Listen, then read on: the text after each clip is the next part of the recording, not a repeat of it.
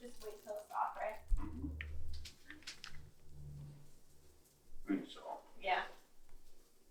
I mean, I think both of us grew up in food-centric homes as far as like being together and like the togetherness that food commands of us as a family was at least the beginning of it for both of us. My family always ate dinner together, and I think that's something that like and breakfast. And I think that's, you know, a similarity that her family and my family had. You don't skip dinner. Like you don't get to stay in your room for dinner.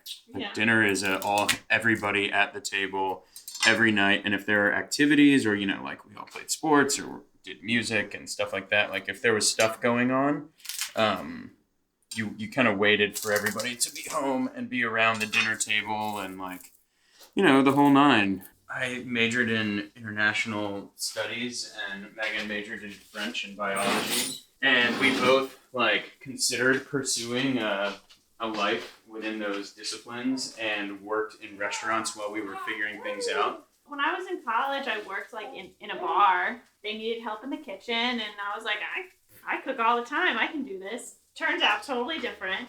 But I actually kind of got into restaurants, like kitchens, like cooking, because of him.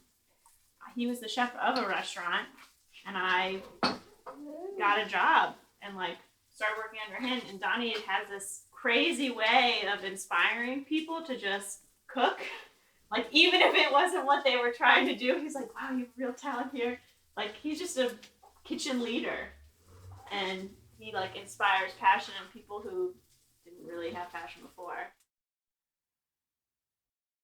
Grisette's in Churchill in the East End of Richmond, and being in a residential community is hugely important to us. It's what we wanted from the get-go, and we're so glad we waited until we found this space. My wife and I live here.